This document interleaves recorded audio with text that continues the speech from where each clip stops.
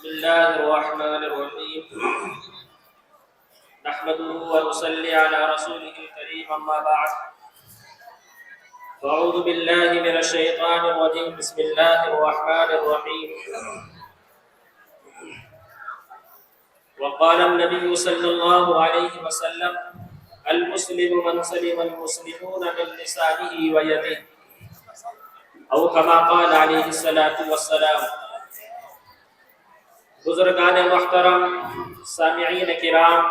اور اسٹیج کے اوپر جلوہ فروز علماء کرام اور پردہ نشین میری مائیں اور بہنیں، آپ حضرات کا یہ جلسہ الحمدللہ کل شام سے شروع ہوا اور اب اس کی آخری نشست جس کا اختتام ابھی کچھ ہی دیر میں آپ کے سامنے ہونا جا رہا ہے، اس میں آپ حضرات نے بہت سارے علماء کرام کی زبانی، ان کے وعظ و نصیحت، ان کے تقاریر کو سماعت فرمایا، اور ابھی کچھ دیر میں آپ حضرات کے سامنے علماء کرام تشریف لا رہے ہیں، ان کے بیانات اور ان کے خطاب بھی آپ سماعت فرمائیں گے۔ مجھے حکم ہوا کہ چند منٹوں کے لیے حاضر ہونا ہوں، تو اس لیے میں چند منٹوں کے لیے آپ حضرات کے سامنے مخاطب ہوں۔ اللہ تبارک و تعالیٰ سے دعا ہے کہ مجھے صحیح کہنے اور آپ کو اس کے اوپر عمل کرنے کی توفیق عطا فرمائے، آمین۔ بزرگان محترم اور میرے بھائیوں،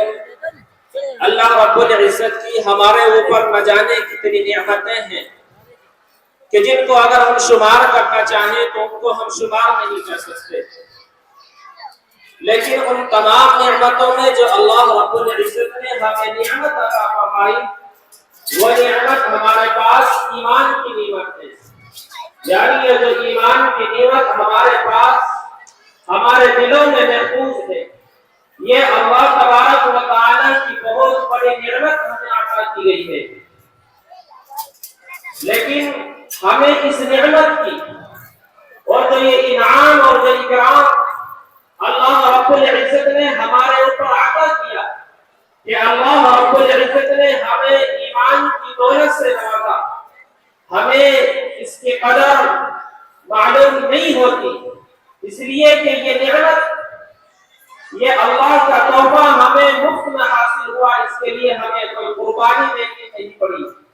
اپنی جانوں کی قربانی ہم نے پیش نہیں کی، اپنے مال اور اپنی اولاد کی قربانی ہم نے پیش نہیں کی، لیکن آپ کو معلوم ہونا چاہیے کہ جو ایمان ہمارے سینے کے اندر، ہمارے دل کے اندر محفوظ ہے، یہ وہ ایمان ہے کہ اس کے لیے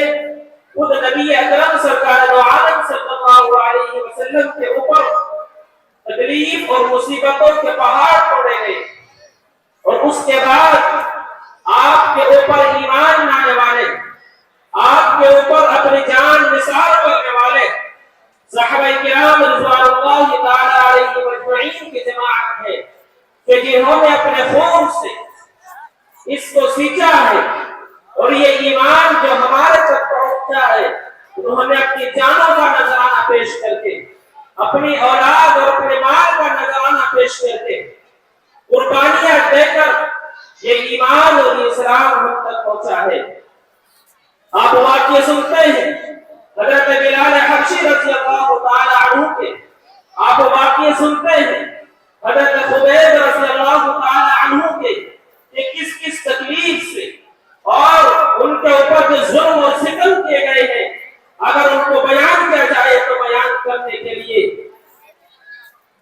بیان کرتے وقت بھی روح پہ کھڑے ہو جاتے ہیں کہ حضرت بلال حبشی رضی اللہ تعالی عنہ ایک غلام ہے مالک کے، اور جب آپ رضی اللہ تعالیٰ ایمان کی دولت لے آتے ہیں، ایمان آپ کے سینے میں آ جاتا ہے، تو حضرت بلال حبشی رضی اللہ تعالیٰ عنہ کے مکے کی گلیوں کے اندر، آپ کے گلے کے اندر رسی کا پھندا ڈال کر آپ کو مکے کی گلیوں کے اندر لے جاتا ہے، اور آپ کو تپتی ہوئی ریت کے اوپر اور آپ کو گرم ریت کے اوپر، تپتے ہوئے ریت کے اوپر آپ کو لٹایا جاتا ہے، اور آپ کے جسم مبارک کے اوپر ایک وزنی پتھر رکھ دیا جاتا ہے بلال حبشی رضی اللہ تعالیٰ عنہ جنبش نہ کر سکے وہ ہل نہ پائے. اسی طریقے سے حضرت خبیب رضی اللہ تعالیٰ عنہ کہ جن کو بھڑکتے ہوئے شعلوں کے اوپر تپتی ہوئی آگ کے اوپر حضرت خبیب رضی اللہ تعالیٰ عنہ کو لٹایا جاتا ہے اور آگ کا بدن مبارک اس وقت ننگا کیا جاتا ہے اور آگ کے بدن سے کپڑوں کو اتار لیا جاتا ہے اور ایسی حالت میں حضرت خبیب رضی اللہ تعالیٰ عنہ کو آگ کے شعلوں کے اوپر تپتی ہوئی آگ کے اوپر تیرتے ہوئے انگاروں کے اوپر اٹھایا جاتا ہے. لیکن اس وقت آپ یہی صدا لگا رہے ہیں کہ لا الہ الا اللہ محمد رسول اللہ. تو آپ غور کریں کہ یہ نعمت جو ہمیں اللہ نے عطا فرمائی ہے اس کے لیے صحابہ کرام نے کتنی قربانیاں پیش کی ہیں, کتنی اپنی جانوں کا نذرانہ پیش کیا ہے. اور اس کے بعد نمبر آتا ہے تابعین کا,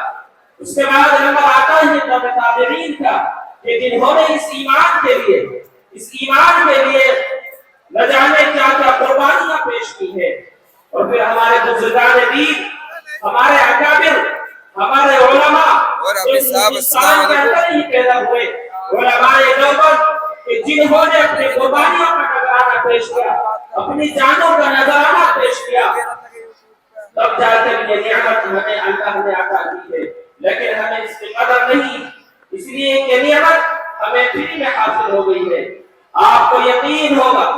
اور آپ کو یقین کرنا چاہیے کہ جب نعمت کسی کے پاس آ جاتی ہے تو وہ دنیا کے اندر بھی کامیاب ہو جاتا ہے اور آخرت کے اندر بھی کامیاب ہو جاتا ہے. آپ کے اندر جو احساس کمتری کا شکار آپ ہیں, مایوسی کا شکار آپ ہیں کہ آج دنیا کے اندر سب سے زیادہ مظلوم قوم اور جس کے اوپر سب سے زیادہ ظلم کیا جا رہا ہے وہ مسلم قوم ہے. آپ کے ذہنوں کے اندر, آپ کے دلوں کے اندر یہ سوال آتا ہے کہ ہم ایمان والے ہیں لیکن اس سے ایسی مصیبتیں ہمارے پاس آ رہی ہیں. لیکن آپ کو یاد رکھنا چاہیے اور آپ کو معلوم ہونا چاہیے کہ یہ جو نعمت اللہ نے آپ کو عطا فرمائی ہے اس کی کوئی قیمت نہیں ہے. لہذا آپ کو یہ جو نعمت ملی ہے اس نعمت کے بدلے آپ کو آزمایا جائے گا. آزمائشیں آپ کے اوپر آئے گی, مصیبتیں آپ کے اوپر آئے گی, تکالیف آپ کے اوپر آئے گی, لیکن اس وقت صبر کو اپنی مضبوطی سے تھامنا ہے اور اپنے ایمان کے اوپر ثابت قدم رہنا ہے. اپنے دل کے اندر, اپنے ذہن کے اندر کبھی یہ سوال نہیں آنا چاہیے کہ ہم ایمان والے ہیں, ہم مسلمان ہیں, اس وجہ سے ہمیں دنیا کے اندر پریشان کیا جا رہا ہے. یہ دنیا کی مصیبتیں, یہ دنیا کے تکالیف, یہ دنیا کا ظلم و ستم یاد رکھیے کچھ دن کے لیے آتا ہے, لیکن اس کے بعد ایک سورج ایسا روشن ہوتا ہے کہ جو انقلاب لے کر آتا ہے اور یہ تمام نظام جو آج دنیا کے اندر چل رہا ہے ایک دن وہ نظام ختم ہو جاتا ہے. اس لیے آپ یقین کیجئے کہ آپ کو جو نعمت اللہ نے عطا فرمائی ہے بس اس کے اوپر آپ کو عمل کرنے کی کوشش کرنی چاہیے کہ ہمارا ایمان کن چیزوں سے مضبوط ہوتا ہے اور ہمارا ایمان کن چیزوں سے کمزور ہو جاتا ہے. وہ کام کہ جس سے اللہ تبارک و تعالی ناراض ہونے لگے, وہ کام کہ جو اللہ تبارک و تعالی کے راضی ہونے کا سبب بنتے ہیں, ہمیں وہ کام کرنے چاہیے.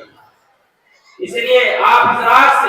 درخواست کریں کہ اپنے کو ایمان کے اوپر ثابت قدم رکھتے ہوئے آپ اپنی زندگی کو اس طریقے سے گزاریں کہ جس طریقے سے ایک ایمان والے کی زندگی گزرتی ہے. اپنے معاشرے کی, اپنے سماج کی آپ کے اوپر ذمہ داری عائد ہوتی ہے کہ آپ اپنے سماج کو, اپنے معاشرے کو ایسا بنائیں کہ دیکھنے والا یہ سمجھے کہ یہ مسلم معاشرہ ہے, دیکھنے والا یہ سمجھے کہ یہ مسلم گھرانہ ہے, دیکھنے والے ہمارے نوجوان کو اگر کوئی دیکھے تو وہ یہ سمجھے کہ یہ مسلم نوجوان ہے, یہ مسلم کا لڑکا ہے. لہذا ہمیں زندگی اس طریقے سے گزارنی ہے کہ جو طریقہ آپ علیہ السلام اس دنیا کے اندر لے کر آئے, جو شریعت آپ علیہ السلام اس دنیا کے اندر لے کر آئے ہیں, اسی شریعت کے اوپر چلتے ہوئے, اسی راستے کے اوپر چلتے ہوئے ہمیں زندگی گزارنی ہے. یاد رکھیے اگر ہم نے اپنی زندگی کو آپ علیہ السلام کی بتائے ہوئے راستے کے اوپر اور آپ علیہ السلام کے شریعت لے کر دنیا کے اندر آئے ہیں, اسی راستے کے اوپر چل کر اگر ہم نے اپنی زندگی کو گزارا، اپنی صبح و شام کو گزارا، تو یاد رکھیے ہم دنیا کے اندر بھی کامیاب اور آخرت کے اندر بھی کامیاب ہے۔ اس لیے آپ کے اوپر ذمہ داری بنتی ہے اپنے سماج کی، اپنے معاشرے کی فکر کریں کہ جو برائیاں، جو خرافات اور جو بدعات ہمارے سماج کے اندر، ہمارے معاشرے کے اندر پیدا ہو گئی ہیں، جو برائیاں ہمارے مسلم سماج کے اندر آ گئی ہیں، ان کو دور کرنے کی کوشش کریں، مل بیٹھ کر آپ کوشش کریں کہ وہ برائیاں، وہ خرافات ہمارے معاشرے کے اندر سے ختم ہونی چاہیے۔ مختصر وقت ہے لیکن میں اپنی بات ختم کر رہا ہوں، اس لیے میں آپ حضرات کو یہ احساس دلا رہا ہوں کہ آپ ذمہ دار ہیں، اپنے گھر والوں کی فکر کریں، اپنے سماج اور اپنے معاشرے کی آپ فکر کریں کہ ہمارے سماج کے اندر خاص طور پر ہماری نوجوان نسل جس تیزی کی طرف اور جس چیز کی طرف بڑھ رہی ہے وہ نشہ ہے، جو آج ہمارے ہر نوجوان کے اندر آ چکا ہے۔ نشہ عام کیا جا رہا ہے، شراب عام کی جا رہی ہے۔ دنیا کے اندر ایک ایسا گروہ ہے کہ جنہوں نے اپنا کاروبار چمکانے کے لیے مہنگے سے مہنگے داموں سے لے کر سستی سے سستے قیمت پر یہ نشہ موجود کر دیا ہے۔ لہذا بڑوں سے لے کر چھوٹے بچوں تک آج ہماری نوجوان نسل اس کی طرف بڑی تیزی کے ساتھ بڑھ رہی ہے۔ لہذا آپ کی ذمہ داری بنتی ہے کہ جو برائیاں، جو خرافات اور جو معاشرے کے اندر آ رہی ہیں ان تمام برائیوں کو ختم کرنے کی آپ کوشش کریں۔ آپ علیہ الصلوۃ والسلام نے ارشاد فرما دیا، حضرت معاذ رضی اللہ تعالی عنہ خاتم الانبیاء، اور اسی کے واسطے سے پوری امت کو خطاب کیا جا رہا ہے کہ شراب مت پینا، نشہ مت کرنا، یہ تمام گناہوں کی جڑ ہے۔ اس لیے اپنے آپ کو ان تمام برائیوں سے، ان تمام خرافات سے آپ کو بچانے کی کوشش کرنی چاہیے، اس لیے کہ آپ ذمہ دار ہیں اور ذمہ دار سے کل قیامت کے دن سوال کیا جائے گا کہ آپ کے ماتحت جو کام کرنے والے تھے کیا آپ نے ان کا حق ادا کیا یا نہیں کیا۔ اس لیے آپ اپنے گھر والوں کی، اپنی اسی کے ساتھ ساتھ اپنے سماج کی، اپنے محلے کی، اپنے گاؤں کی، اپنے پڑوس کی فکر کریں کہ جو گناہ ہمارے سماج کے اندر، ہمارے معاشرے کے اندر عام ہو گئے ہیں کہ وہ کس طریقے سے دور ہیں۔ اللہ تبارک و تعالی سے دعا ہے کہ اللہ تبارک و تعالی اس مختصر سے وقت میں جو باتیں کہی گئی ان باتوں کے اوپر عمل کرنے کی توفیق عطا فرمائے، اور اللہ تبارک و تعالی ہمارے یہاں اس بیٹھنے کو اور ہمارے اس کہنے اور سننے کو قبول فرمائے اور اس مدرسے کو ترقی عطا فرمائے۔ وآخر دعوانا الحمد للہ رب العالمین۔